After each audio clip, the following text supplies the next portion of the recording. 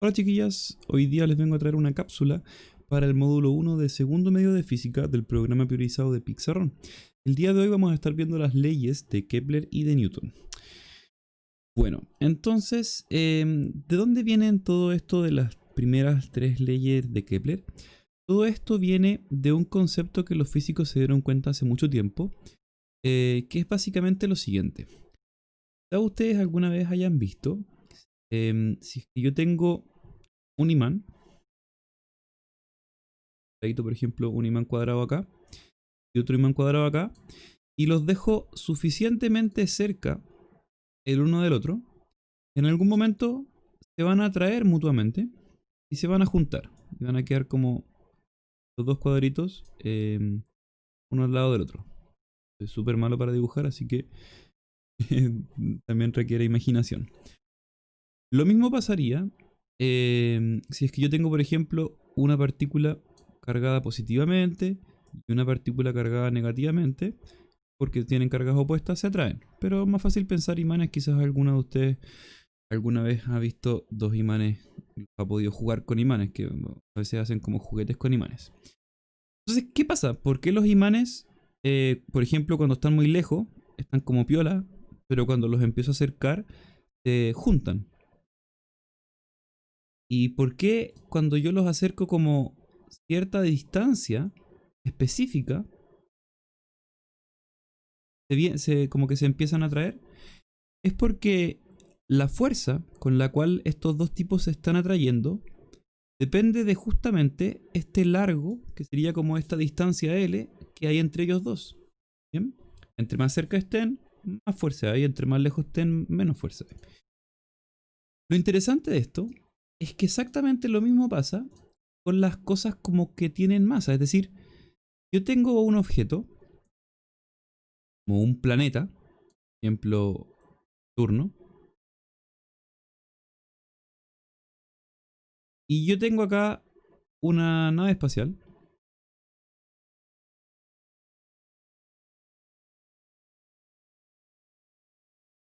por ahí, bonita. Este planeta Tierra, Saturno, tiene una masa, pongámosle masa de Saturno. La nave, obviamente, también tiene alguna masa, masa de la nave. Estos dos objetos, por el simple hecho de tener una masa, va a existir una fuerza entre ellos dos. Es decir, va a haber como una cuerda imaginaria que los tiene a ambos amarrados. Y esa cuerda es muy larga, los va a tener amarrados súper débilmente. O sea, yo me salgo como quiero. Pero en cambio, si esa cuerda es muy corta, va a estar bien agarrado. Por eso, déjenme borrar, es que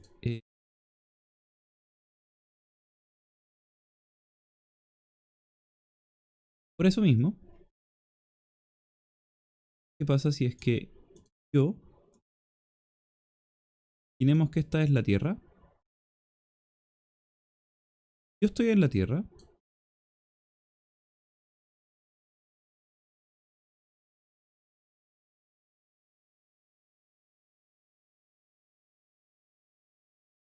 Un segundo. No.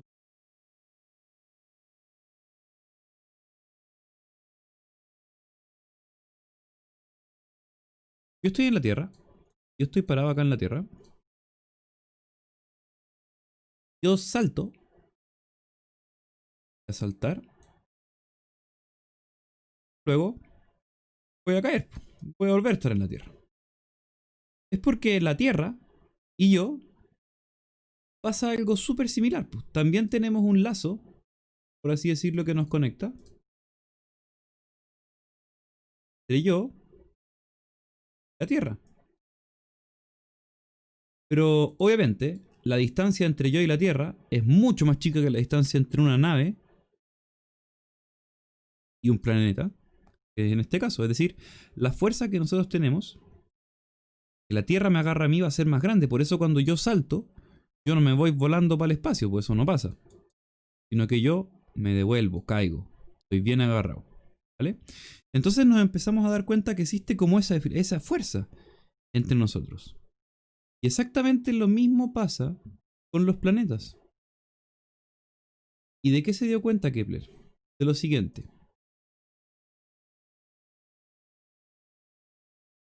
Y entonces si yo tengo un planeta muy grande, por ejemplo el Sol, y tengo un planeta no tan grande como por ejemplo la Tierra, girar este planeta, la Tierra, ¿cómo va a moverse la Tierra? Bueno, la Tierra entonces, como va a estar como con esa fuercita, se va a mover de alguna forma alrededor del Sol. ¿De qué forma? Ahí está la primera ley de Kepler. Un planeta se mueve alrededor de otro por esa fuerza que hay entre ellos dos, ¿vale? Y esa fuerza va a generar un movimiento que se calcula con matemática muy avanzada, muy especial, que siempre ese movimiento va a quedar súper bonitamente, que va a ser del tipo elíptico, es como un círculo achatado básicamente. Ese elipse va a tener dos cosas que hay que notar.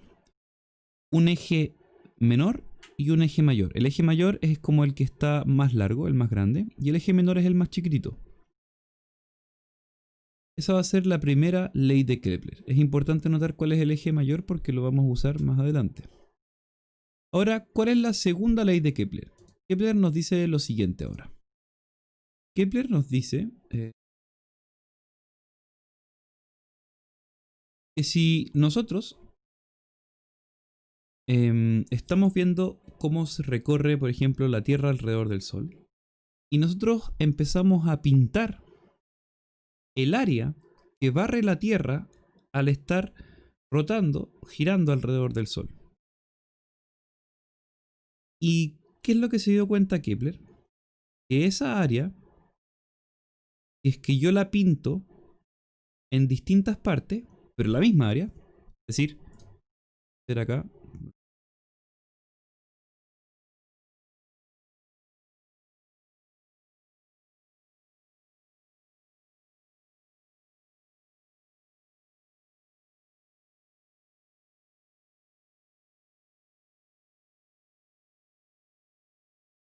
Tierra, al centro está el Sol.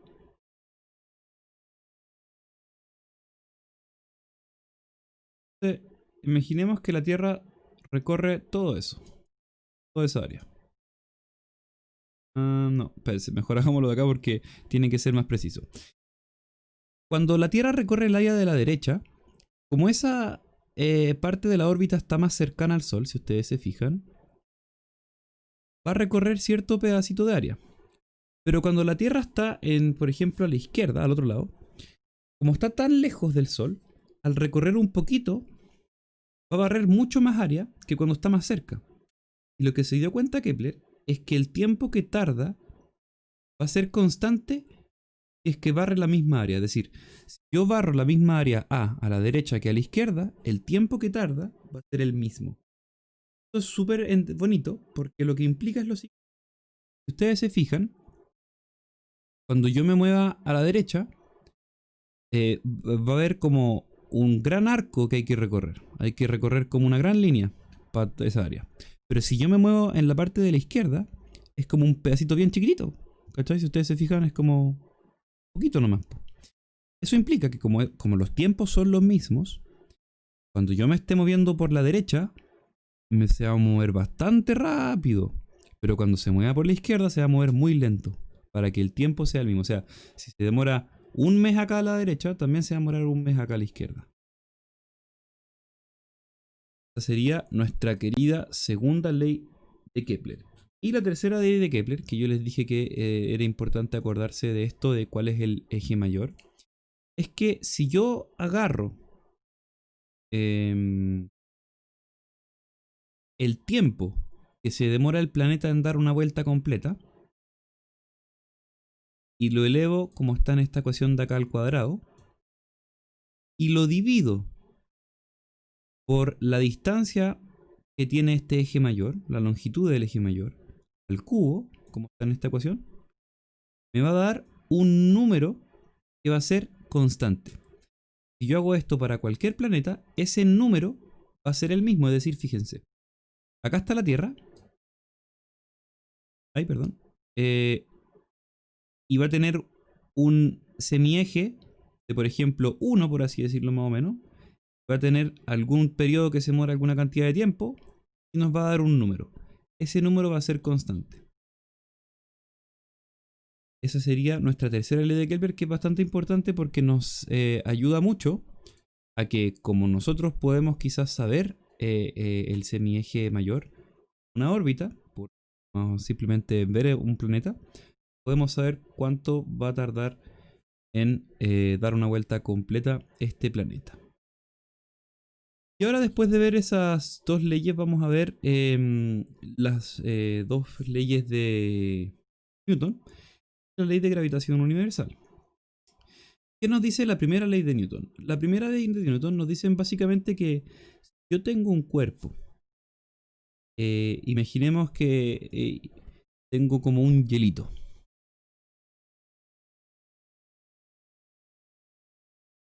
Tengo acá alguna superficie. Y encima de esa superficie hay un hielo.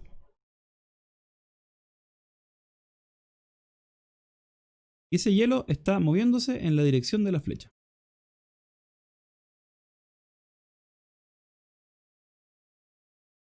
Y es que a este hielo yo no le hago nada, el hielo va a seguir moviéndose. Va a seguir moviéndose y va a seguir moviéndose. Imaginemos que no hay roce y va a seguir moviéndose. Ahora, si es que el hielo estuviese quieto, si es que no se está moviendo y yo no le hago nada, el hielo va a estar quieto porque se empezaría a mover. ¿Qué nos dice eso?